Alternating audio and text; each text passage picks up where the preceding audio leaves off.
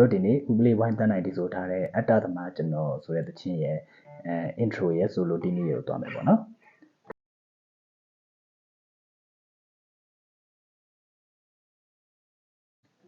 ဟုတ်ပြီကျွန်တော်တို့ intro ဒီနေ့ကိုရင်သွားကြည့်မယ်နော်ကျွန်တော်တို့ G flag ကိုကင်လိုက်မယ်နော် G flag ကိုကျွန်တော်တို့ဘာကောကင်မှရမယ်ပေါ့နော်ဘာကောကင်မယ်ဟုတ်ပြီဘာကောကင်ပြီးတော့ကျွန်တော်တို့ဒီ G flag ကိုသိမယ်နော်ကျွန်တော်တို့ F ကိုဒီနောက်ကိုတစ်ခွက်ဆုပ်တာ G flag ပဲနော်ဟုတ်ပြီအဲ့ဟာကိုမှကျွန်တော်တို့တီးမဲ့ကြိုးက6 4 3 2နော်6 4 3 2ကိုတီးမှာနော်ရမယ်နော်အဲ့လိုတစ်ချက်စီတီးလိုက်မယ်ပြီးရင်အဲ့ကောင်လာတယ်နော်တန်စင်လေးမှတ်ထားမယ်အဲ့ဟာကကျွန်တော်တို့က G flag ကင်ထားတဲ့အတိုင်းဟိုမှာလက်တန်းလေးကိုလွှတ်ပြီးတော့ကျွန်တော်တို့လက်တန်းလေးတစ်ချောင်းပဲလွှတ်မှာနော်အဲ့လက်တန်းလေးကိုလွှတ်ပြီးတော့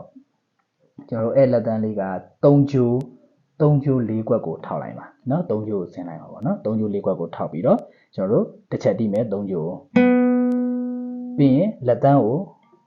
လွှတ်ပြီးတော့ထပ်လို့3ကျိုးကိုမထောက်တော့ပဲလွှတ်လိုက်မယ်နော်လွှတ်ပြီးအဲ့တိုင်းမှာ3ကျိုးကိုနောက်တစ်ချက်ထပ်တီးမယ်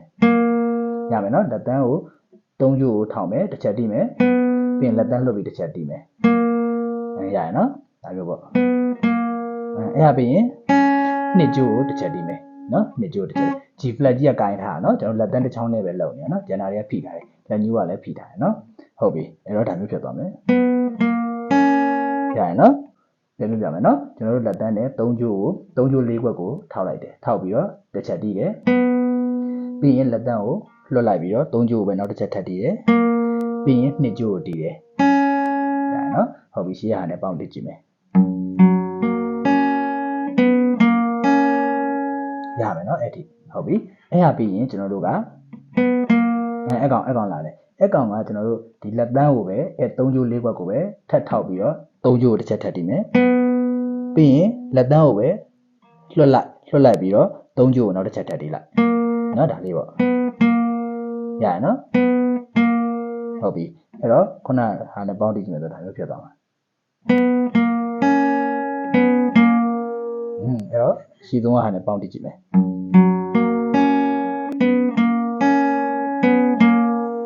ရမယ်နော်လွယ်လွယ်လေးရနော်နှုတ်ကိုကြည့်လိုက်ရင်တော့ကျွန်တော်တို့ဒီဟိုဟာတကြိုးချင်းထောင်ရင်တော့ရှုပ်ကောင်းရှုပ်လိမ့်မယ်ဒီကော့နဲ့ကန်ပြီးတော့တီးမယ်ဆိုရင်တော့အဲ့လိုမရှုပ်ဘူးနော်ဟုတ်ပြီအဲ့ဒါပြီးရင်ကျွန်တော်တို့ကဒီရလာတယ်အဲ့ဟာကကျွန်တော် G flag ကိုပြန်ကန်လိုက်ပြီနော်လက်တန်းကိုလည်းသူ့နေရာသူထားလိုက်ပြီပေါ့နော် G flag ကိုကန်လိုက်ပြီကန်ပြီးတော့အဲ့ဟာက4ကျိုးတီးတယ်3ကျိုးတီးတယ်4ကျိုးတီးတယ်နော်4 3 4ပေါ့နော်ရမယ်နော်ဟုတ်ပြီအဲ့တော့အစားနေတီးကြည့်အောင်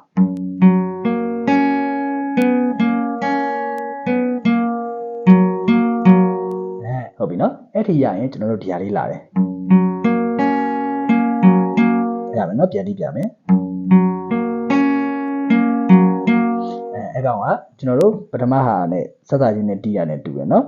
G flag ကိုင်ထားတဲ့အတိုင်းဟိုမှာ6 4 3 2နော်6 4 3 2နော်ပြီးတော့ဒီနေရာလေးပဲကွာသွားတာအဲ့ဟာကကျွန်တော်တို့3 4 3နော်3ကျိုးရယ်4ကျိုးရယ်3ကျိုးရယ်ပေါ့နော်ရမယ်နော်ဟုတ်ပြီအဲ့ဒါဆိုအဲ့ဒါလေးကိုပြန်တီးကြည့်မယ်အစားနေတီးမယ်နော်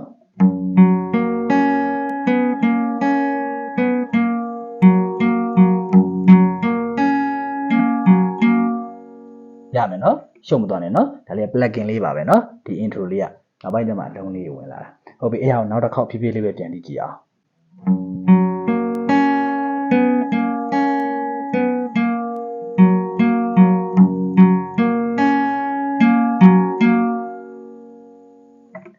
ရမယ်နော်အဲ့ဟာပြီးရင်ကျွန်တော်တို့ကဒါလာတယ်ego ပေါ့နော် EU ကန်လိုက်တယ် EU ကန်ပြီးတော့ကျွန်တော်တို့တီးမဲ့ကြိုးကတူပဲเนาะ6 4 3 2เนาะ6 4 3 2เนาะအဲ့ဟာလည်းတူပဲကျွန်တော်တို့က3 4 3เนาะတူပဲเนาะ6 4 3 2 3 4 3ရမယ်เนาะโอเคအဲ့ဒါဆိုရင် ကျွန်တော်တို့ရှိရ G flat နဲ့ပေါင်းတည်ကြည့်မယ်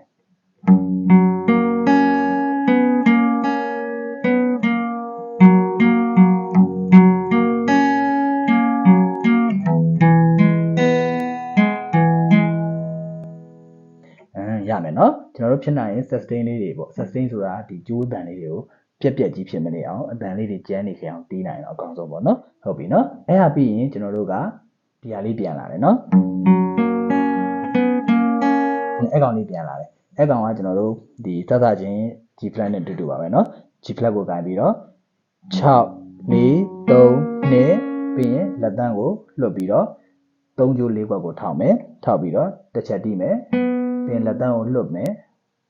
လွတ်ပြီးတော့3ကြိုးကိုတစ်ချက်ထပ်တီးမယ်ပြီးရင်ကျွန်တော်တို့2ကြိုးကိုတီးမယ်ရမယ်နော်ဟုတ်ပြီနော်ဒါမျိုးဖြစ်သွားမယ်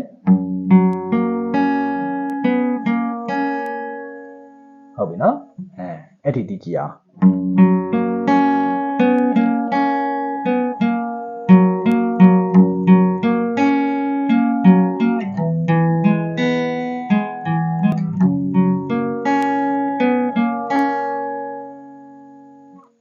ဟုတ်ပြီနော်ရမယ်အဲ့ထိရပြီဆိုရင်ကျွန်တော်တို့ကဒီဟာလေးလာတယ် sorry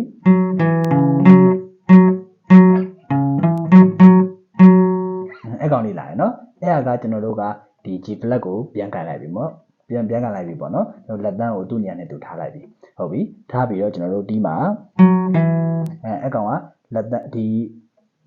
G flat ကင်ထားတဲ့အတိုင်းဟိုမှာကျွန်တော်၄ချိုးကိုတစ်ချက်တီးမယ်၄ချိုးကိုတီးပြီးတော့လက်တန်းကိုလွတ်လိုက်ပြီးတော့၄ချိုးနောက်တစ်ချက်ထပ်တီးမယ်ရမယ်နော်ပြီးရင်ကျွန်တော်တို့ဒီတိုင်းပဲ G flat ကင်ထားတဲ့အတိုင်းကိုပဲကျွန်တော်တို့၅ချိုးကိုတစ်ချက်တီးလိုက်နော်ရမယ်နော်ရမယ်နော်ပြီးရင်လက်တန်းကိုပြန်ထောက်ပြီးတော့၄ချိုးကိုတစ်ချက်တီးလိုက်နော်ရမယ်နော်ဒါမျိုးဖြစ်သွားမယ်အဲ့လက်တန်းထောက်လိုက်တဲ့ဒီအချက်မှာပေါ့နော်လက်တန်းထောက်ပြီးတော့တီး၄ချိုးကိုတီးလိုက်တဲ့ဟာမှာကျွန်တော်တို့ကဒီ staccato လေးပေါ့နော်ဒီအတန်လေးကိုတီးပြီးတော့ဖြတ်ပြလိုက်တယ်နော်အတန်ကိုဒီလိုဆွဲမထားဘူးအဲ့လိုဆွဲမထားဘဲနဲ့ဖြတ်လိုက်တယ်နော်အတန်ကိုပြတ်သွားဟုတ်ပြီအဲ့တော့ပြန်တီးကြည့်မယ်ပြီးရင်အဲ့ဟာကိုပဲနောက်ထပ်2ချက်ထပ်တီးရပါတော့နော်ရမယ်နော်အဲ့တော့ဒီကနေပြန်တီးကြည့်မယ်အားလုံးပေါင်းလက်တန်းထောက်တာရောက်ပါမယ်ဆို3ချက်ဖြစ်သွားပါတော့နော်အဲ့ဟာပြီးရင်အဲ့ကောင်ကကျွန်တော်တို့ကဒီအလုံးလေးတွေလာပြီပေါ့နော်ကျွန်တော်တို့ဒီလက်ညှိုးနဲ့5ကြိုး4ခွက်ကိုထောက်ပြီးတော့ကျွန်တော်တို့5ကြိုးကိုတစ်ချက်တီးလိုက်ပြီးရင်လက်တန်းနဲ့5ကြိုးခုံခွက်ကိုထောက်ပြီးတော့5ကြိုးကိုတစ်ချက်ထပ်တီးမယ်ရမယ်နော်အဲ့ပြီးရင်ကျွန်တော်တို့ကအဲ့ကောင်ကကျွန်တော်တို့ဒီလက်ညှိုးနဲ့ပဲ4ကြိုး4ခွက်ကိုထောက်ပြီးတော့ကျွန်တော်တို့ staccato နဲ့2ချက်တီးမယ်ပေါ့နော် staccato 2ချက်ပေါ့နော် staccato ဆိုတာကျွန်တော်တို့ပြောတယ်အတန်ဖြတ်တာပေါ့နော်ပြီးရင်နောက်ဆုံးတစ်ချက်က3ချက်မြောက်ကကျွန်တော်တို့ကဆွဲထားတော့မှာနော်ရမယ်နော်ဒါမျိုးဖြစ်သွားမယ်ရမယ်နော်နှုတ်လေးလည်းကြည့်လိုက်ပါနော်ဟုတ်ပြီအဲ့တော့ဒီနေ့ပြန်ကြည့်ကြအောင်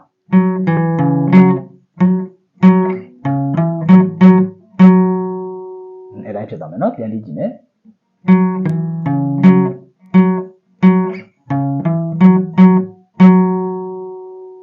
ရမယ်နော်အဲ့ဒါပြီးရင်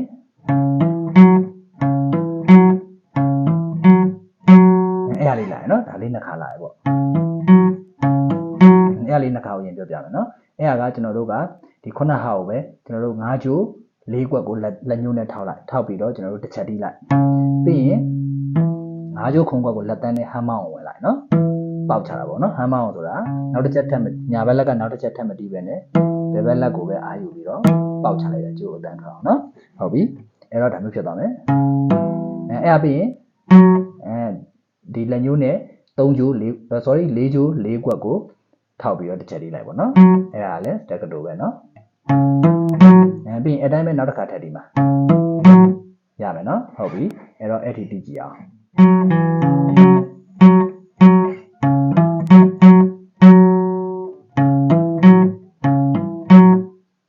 မယ်နော်အဲ့ဒီရပြီဆိုရင်ဒီဟာလာတယ်နော်ဒီဟာလည်းခုနလိုပါပဲနောက်တစ်ခါထပ်လာပါပေါ့နော်နောက်ဆုံးတစ်ချက်လေးပိုးလာပါပေါ့နော်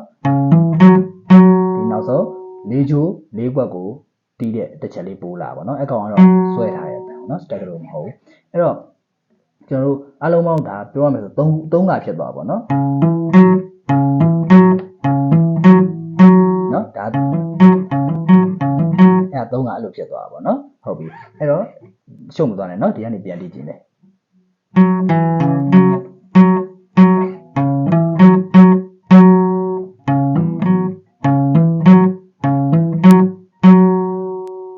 ဟုတ်ပြီရမယ်နော်ကျွန်တော်တို့အဲ့ဆိုရင်အဲ့ထီကိုအသားအနေပြန်တီးကြည့်အောင်နော်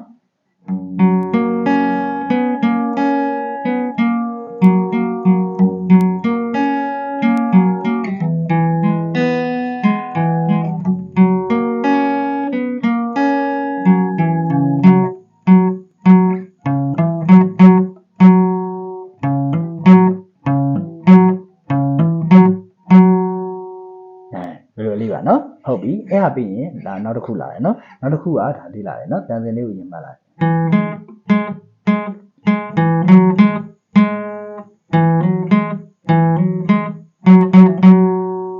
ရမယ်နော်ကျွန်တော်တို့ဒီအပိုင်းလေးကိုရင်ပြပြမယ်အဲ့ဟာလေးကကျွန်တော်တို့ဒီလက်ကလေးနဲ့၄ချိုး2ကွက်ကိုထောက်လိုက်ထောက်ပြီးတော့ကျွန်တော်တို့တစ်ချက်တီးလိုက်၄ချိုးနော်ပြီးရင်ကျွန်တော်တို့လက်ညှိုးနဲ့3ချိုး1ကွက်ကိုထောက်လိုက်ထောက်ပြီးတော့3ချက်တီးမှာပေါ့နော်ဒီ stack တို့ပဲ3ချက်လုံးอ่ะနော်ဒီ3ချိုးကိုတီးမှာနော်3ချိုးကို3ချက်တီးမှာဟုတ်ပြီအဲ့တော့ဒီလိုဖြစ်သွားမယ်ရမယ်နော်အဲ့ဟာပြီးရင်အဲ့ဟာလေးလာရနော်ပြန်တီးပြမယ်အဲ့ကောင်လေးကကျွန်တော်တို့ဘယ်လိုလဲဆိုတော့ကျွန်တော်တို့ဒီ3ချိုး1ကွက်ကိုတစ်ချက်ထပ်တီးမယ်ပြီးရင်အဲ့ကောင်ကကျွန်တော်4ချိုး2ကွက်ကိုလက်ကလေးနဲ့ထောက်ပြီးတော့တစ်ချက်တီးမယ်4ချိုးကို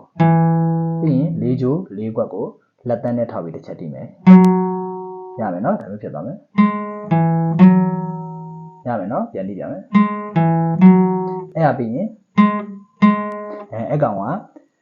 ဒီလက်ညှိုးနဲ့3ချိုး1ကွက်ကိုပြန်ထောက်မယ်နော်ထောက်ပြီးတော့တစ်ချက်တီးမယ်အဲ့တစ်ချက်က stack တို့နော်နောက်တစ်ချက်ကကျတော့ဆွဲထားမှာ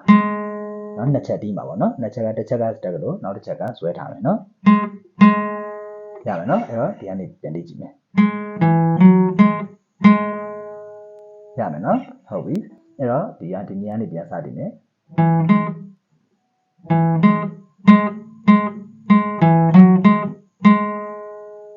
ရမယ်နော်အဲ့ဒါပြီးရင်အဲ့ကောင်လာရယ်နော်အဲ့ကောင်ကကျွန်တော်တို့လက်ကလင်နဲ့၄ချိုး2ကွက်ကိုထောက်ထားတယ်နော်ထောက်ထားပြီးတော့၄ချိုးကိုတစ်ချက်တီးလိုက်ပြီးရင်လက်တန်းကိုအားယူပြီးတော့ကျွန်တော်တို့ဒီ၄ချိုး၄ကွက်ကိုဟမ်းမအောင်ပေါက်ချလိုက်နော်ရမယ်နော်အဲ့တိုင်းလေးဖြစ်သွားတယ်ပြီးရင်ဒီ3ချိုးလက်ညှိုးနဲ့3ချိုး1ကွက်ကိုဖိပြီးတော့တစ်ချက်တီးလိုက်ရမယ်နော်အဲ့ကောင်အဲ့တစ်ချက်ကလည်း stack တို့ပဲနော်ရမယ်နော်ဟုတ်ပြီတကယ်လို့ကျွန်တော်တို့ဒီလက်တန်းနဲ့မတန်ဘူးဆိုရင်ဒီလက်ကလေးနေရာမှာလက်ညှိုးသုံးပြီးတော့နော်လက်ညှိုးသုံးပြီးတော့ဒီလက်တကြွနဲ့ပေါက်လို့ရတယ်နော်ရမယ်နော်ပြီးရင်ဒီ3ချိုးကတော့တူတူပဲပေါ့နော်အဲ့တိုင်းဖြစ်မှာပေါ့နော်ဟိုကျွန်တော်ကတော့ဒီလက်ကလေးနဲ့ထောက်ပြီးလက်တန်းနဲ့ပေါက်လိုက်တာပေါ့နော်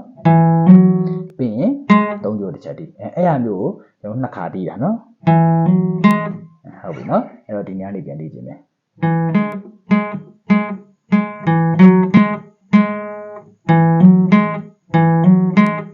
အဲ့ဟာပြီးရင်ကျွန်တော်တို့ဒီဟာလာတယ်အဲ့ကောင်ကကျွန်တော်ကတော့ဒီလက်တန်းနဲ့4ချိုး4ကွက်ကိုထောက်ထားတယ်ပြီးရင်လက်ကလေးနဲ့က4ချိုး2ကွက်ကိုထောက်ထားတယ်နော်အဲ့နှစ်ခုလုံးကိုပြန်လို့ထောက်ထားတယ်နော်ထောက်ထားတဲ့အတိုင်းအောင်မှကျွန်တော်တို့ဒီ4ချိုးကိုတစ်ချက်တီးလိုက်ပြီးရင်နောက်တစ်ချက်ထပ်တီးပြီးတော့လက်တန်းကိုကုတ်ချရတယ်နော်ပထမတစ်ချက်ဒီလက်တန်းဖိထားတဲ့အတိုင်းတစ်ချက်တီးမယ်ပြီးရင်နောက်တစ်ချက်ထပ်တီးပြီးတော့လက်တန်းကိုကုတ်ချလိုက်တယ်နော်အဲ့တိုင်းပေါ့နော်ရမယ်နော်ဒါဗလာလာတော့အစင်ဒီလက်တန်းနဲ့မတန်ဘူးဆိုရင်ကျွန်တော်တို့ဒီလက်ညှိုးလက်တကြွသုံးလို့ရတယ်နော်ဒါမျိုးပေါ့ရမယ်နော် အဲ့ဒါပြီးရင်နော်ဒီလက်တကြွယ်ပြန်ဖိလိုက်တယ်ပေါ့နော်လက်တကြွယ်ကိုဒီလက်လေးကျိုးလေးခွက်မှာဖိလိုက်တယ်ပေါ့နော်ကျွန်တော်တို့ဒီလက်သက်နဲ့တည်ရမယ်နော်အဲ့ဒါလေးဖြည်းဖြည်းလေးကျင်ပေါ့နော်ဟုတ်ပြီအဲ့တော့အဲ့ဒါလေးကိုပြန်တည်ကြည့်အောင်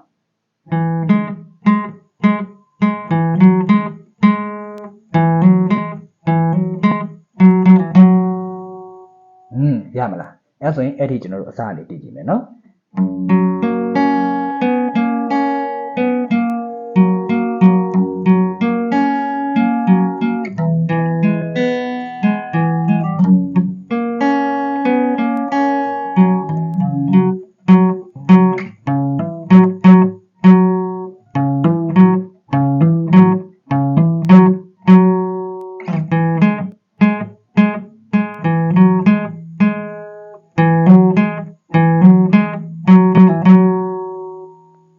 ဟုတ်ပြီเนาะအဲ့ဒါပြီးရင်ကျွန်တော်တို့ဒီဟာလေးပြန်လာရနော်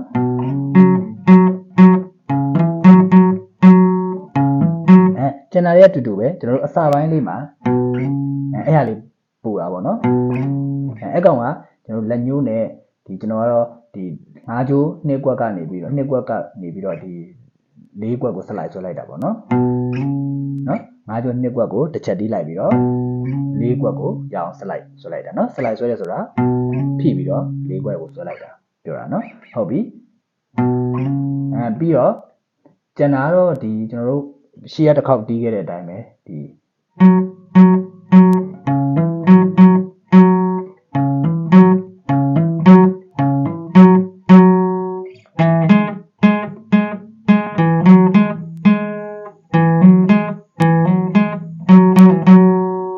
အဲ့ဒီအကုန်တူတယ်ဟုတ်ပြီနော်ရမယ်နော်နားလည်မယ်ထင်တယ်အဲ့ဆိုကျွန်တော်တို့ဒီအစအနေပြန်ပြီးတော့တည်ကြည့်အောင်အဲ့ဒီနော်စမယ်နော်ဖြည်းဖြည်းလေးတည်ကြည့်မယ်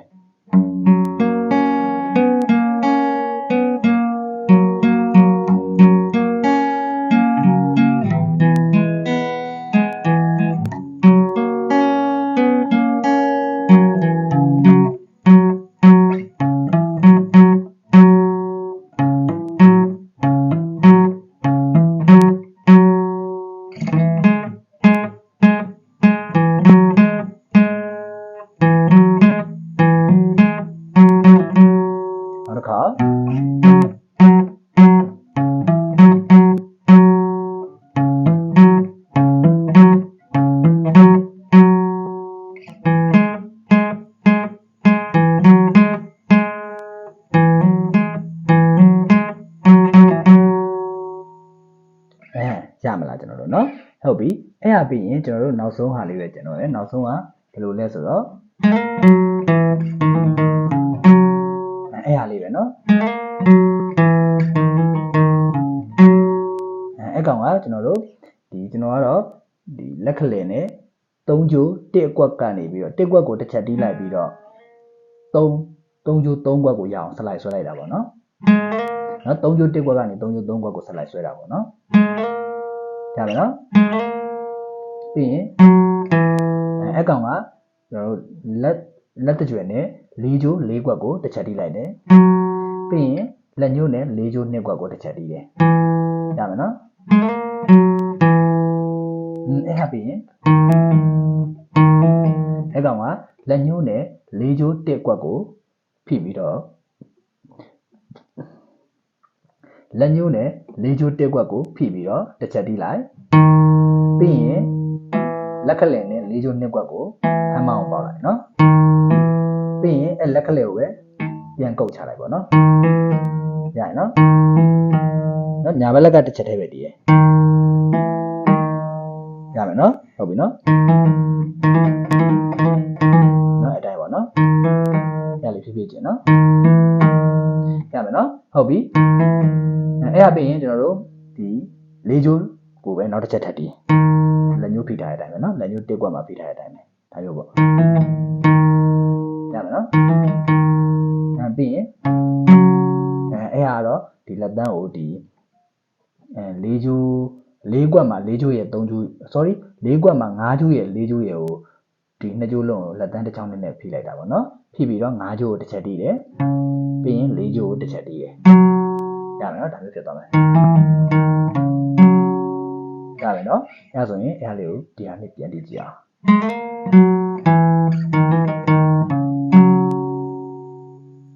ရမလားဟုတ်ပြီအဲဆိုရင်အကောင်လေးကိုအစားအနေပြန်တီးကြည့်မယ်ဖြစ်ဖြစ်လေးပေါ့နော်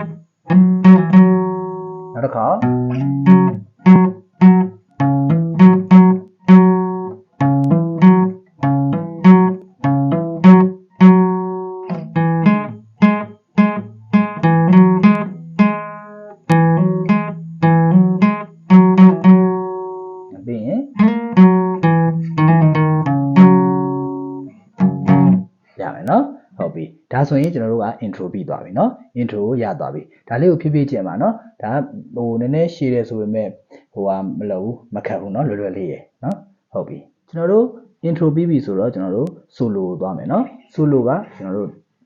ဒီအစားရယ်เนาะ sorry ရမယ်เนาะအဲ့ဒါလေးကိုရင်ပြောပြမယ်အဲ့ကောင်က3ကျိုးကျွန်တော်တို့3ကွက်ကိုလက်ညှိုးနဲ့ဖိမယ်ဖိပြီးတော့ကျွန်တော်တို့3ချက်ဒီမှာเนาะရမယ်เนาะ3ကျိုး3ချက်ဒီမှာအဲ3ချက်လုံးက staccato တွေပဲအတန်ကိုဖြတ်ပြီးဒီပါเนาะတစ်ချက်ဒီလိုက်အတန်ကိုဖြတ်လိုက်ပါเนาะပြီးရင်အကောင်ကကျွန်တော်တို့ hammer on pull off ပေါ့เนาะ3ကျိုး3ကွက်ကိုပဲနောက်တစ်ချက်ထပ်တီးပြီးတော့လက်ကလေးနဲ့3ကျိုး4ကွက်ကိုပေါက်ချလိုက်ပါเนาะပြီးရင်လက်ကလေးကိုပြန်ကုတ်ချเนาะရမယ်เนาะညာဘက်လက်ကတစ်ချက်တည်းတည်ရနော်ရမယ်နော်အဲ့တော့အစားနေတည်ကြည့်မယ်ပြီးရင်အဲ့ကောင်က4ကျိုး6ကွက်ကိုလက်တန်းနဲ့တစ်ချက်တည်မယ်ပြီးရင်3ကျိုး3ကွက်ကိုလက်ညှိုးနဲ့ဖိပြီးတော့တစ်ချက်တည်မယ်ပြီးရင်3ကျိုး4ကွက်ကိုလက်ကလေးနဲ့ဖိပြီးတော့တစ်ချက်တည်မယ်ရမယ်နော်အစတည်ကြည့်အောင်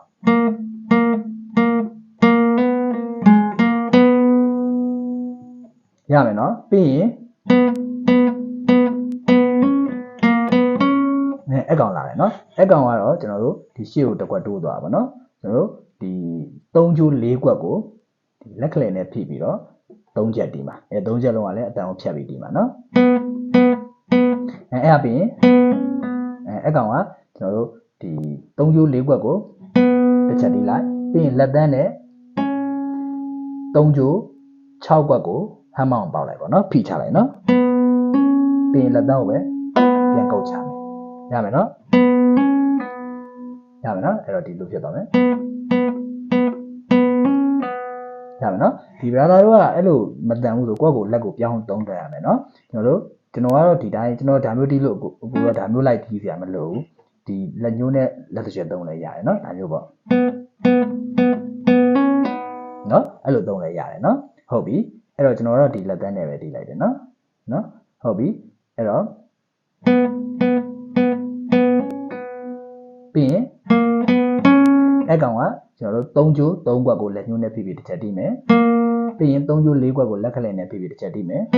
ပြီးရင်3ကျိုး6ကွက်ကိုလက်တန်းနဲ့ဖိပြီးတော့တစ်ချက်တီးမယ်ရမလား sorry ရမယ်နော်ဟုတ်ပြီအဲ့တော့ဒီကနေတီးကြည့်အောင်ရမယ်နော်အဲ့တော့အစားတီးကြည့်မယ်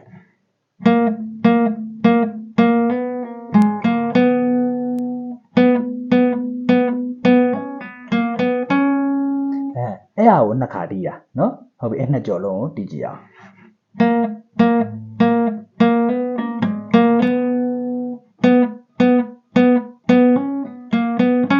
နောက်တစ်ကြော်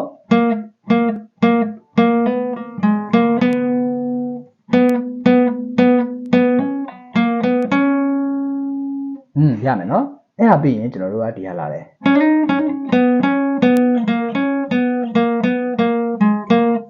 ရမယ်နော်အဲ့တော့တစ်ပိုင်းချင်းပြမယ်နော်အဲ့လိုရင်ပြောပြမယ်နော်အဲ့ကောင်ကကျွန်တော်လက်တကြွနဲ့3ကျိုး6ကွက်ကနေပြီးတော့10ကွက်ကိုစလိုက်ဆွဲပါနော်3ကျိုး6ကွက်ကိုတစ်ချက်တီးလိုက်ပြီးရင်10ကွက်ကိုဆွဲလိုက်နော်လက်တကြွနဲ့ဆွဲရနော်ရမယ်နော်တီးတာနဲ့တန်းဆွဲပါနော်အဲ့ဒါပြီးရင်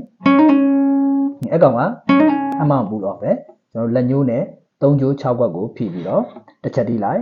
ပြီးရင်လက်တကြွနဲ့3ကျိုး10ကွက်ကိုဟမ်းမောင်ဝင်မယ်ပေါက်ချမယ်နော်ပေါက်ချညာဘက်လက်ကမတီးဘူးနော်ညာဘက်လက်ကဒီတိုင်းတစ်ချက်တည်းပဲတီးတယ်လက်တကြွပေါက်မယ်ပြီးရင်လက်တကြွကိုပဲပြန်ကုတ်ချမယ်နော်ရမယ်နော်ဒါမျိုးဖြစ်သွားမယ်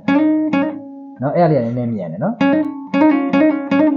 အဲ့လိုကျင့်ပါနော်ရမယ်နော်ပြီးရင်အဲ့ကောင်က3ကျိုး4ကွက်ကိုလက်ညှိုးနဲ့ဖိပြီးတစ်ချက်တီးမယ်ရမယ်ဒါမျိုးဖြစ်သွားမယ်ပြီးရင်အဲ့ကောင်ကလက်တကြွနဲ့3ကျိုး6ကွက်ကိုဖိပြီးတစ်ချက်တီးမယ်ပြီးရင်လက်ညှိုးနဲ့3ကျိုး4ကွက်ကိုဖိပြီးတစ်ချက်တီးမယ်ပြီးရင်လက်ညှိုးနဲ့ပဲ3ကျိုး3ကွက်ကိုဖိပြီးတစ်ချက်တီးမယ်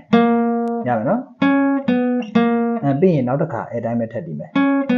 လက်တကြွနဲ့3ကျိုး6ကွက်ကိုဖိပြီးတစ်ချက်တီးမယ်ပြီးရင်လက်ညှိုးနဲ့3ကျိုး4ကွက်ပြီးရင်လက်ညှိုးနဲ့ပဲ3ကျိုး3ကွက်ရမယ်နော်အဲ့လိုနှစ်ခါပါနော်အဲ့တော့ဒီကနေတီးကြည့်မယ်ရမယ်နော်ပြီးရင်အဲ့ကောင်လာရနော်အဲ့ကောင်ကကျွန်တော်တို့လက်ကလင်နဲ့3ကျိုး4ကွက်ကိုဖိပြီးတော့တစ်ချက်တီးမယ်ပြီးရင်လက်ညှိုးနဲ့3ကျိုး3ကွက်ကိုဖိပြီးတော့တစ်ချက်တီးမယ်ပြီးရင်လက်သန်းနဲ့4ကျိုး6ကွက်ကိုဖိပြီးတော့တစ်ချက်တီးမယ်ရမယ်နော်ရမယ်နော်အဲ့တော့ဟုတ်ပြီတရားတီးကြည့်မယ် sorry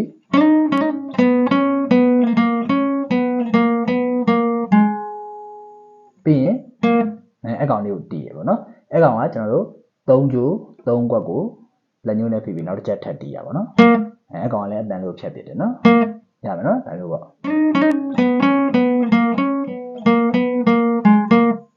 ရမယ်နော်ပြီးရင်ကျွန်တော်တို့ကဒီဟာလေးလာတယ်နော်အဲ့ကောင်လေးကကျွန်တော်တို့ဒီလက်သန်းနဲ့ကျွန်တော်ကတော့လက်သန်းနဲ့တီးရပါတော့ဘရာသာတို့ကဒီလက်သက်ကျွန်းနဲ့တီးရင်လည်းရတယ်နော်ကျွန်တော်တို့လက်သန်းနဲ့3ကျိုး6ကွက်ကိုဒီထောက်ပြီးတော့တစ်ချက်တီးမယ်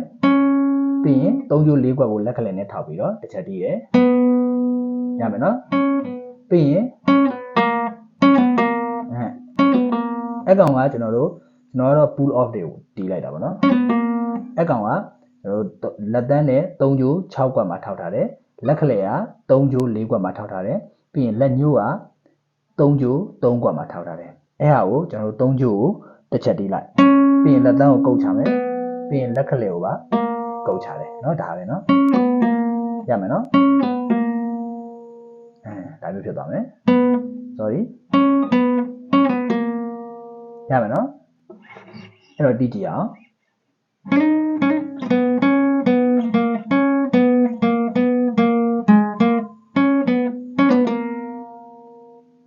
ရမလားအဲ့ဆိုရင်ကျွန်တော်တို့အဲ့ဟာကိုအစအနေတီးကြည့်အောင်เนาะ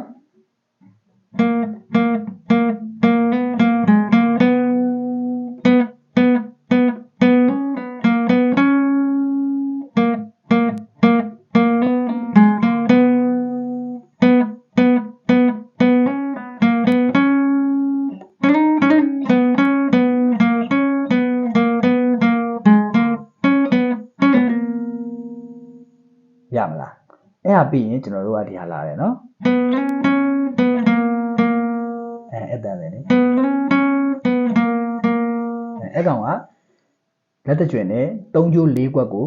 တစ်ချက်တီးလိုက်ပြီးတော့3ကျိုး6ကွက်ကိုဆက်လိုက်ဆွဲမှာเนาะရမလား4ကွက်ကနေ6ကွက်ကိုပေါ့เนาะ3ကျိုး4ကွက်ကနေ6ကွက်ကိုဆက်လိုက်ဆွဲမှာပြီးရင်3ကျိုး6ကွက်ကိုပဲနောက်တစ်ချက်ထပ်တီးမယ်ဒါမျိုးပေါ့ပြီးရင်အဲ့ဟာကလက်ညှိုးနဲ့3ကျိုး4ကွက်ကိုဖိပြီးတစ်ချက်တီးမယ်ပြီးရင်ကျွန်တော်တို့လက်ညှိုးနဲ့3ကျိုး3ကွက်ကိုဖိပြီးတော့တစ်ချက်တီးမယ်ပြီးရင်3ကျိုး3ကွက်ကိုပဲနောက်တစ်ချက်ထပ်တီးမယ်ဒါမျိုးဖြစ်သွားမယ်ရမလား ဟုတ်ပြီအဲ့တော့ကျွန်တော်တို့အစားအနေပြန်ကြည့်အောင်နော်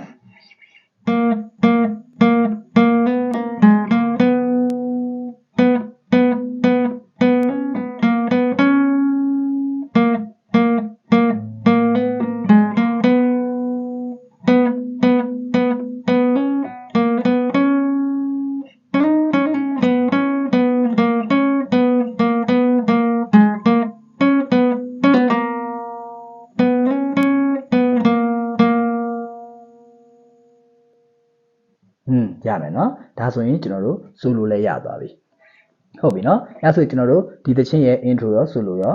တီးတတ်မယ်ထင်တယ်နော်ကျွန်တော်ကိုနားမလည်တဲ့နေရာမရှင်းတဲ့နေရာရှိရင်ဒီကျွန်တော်ကို comment မှာမေးခဲ့လို့ရတယ်နော်နောက်ထပ် tutorial လုပ်ပေးစေချင်တဲ့သချင်းလေးတွေရှိရင်လည်း comment မှာရေးခဲ့ပေးလို့ရတယ်နော်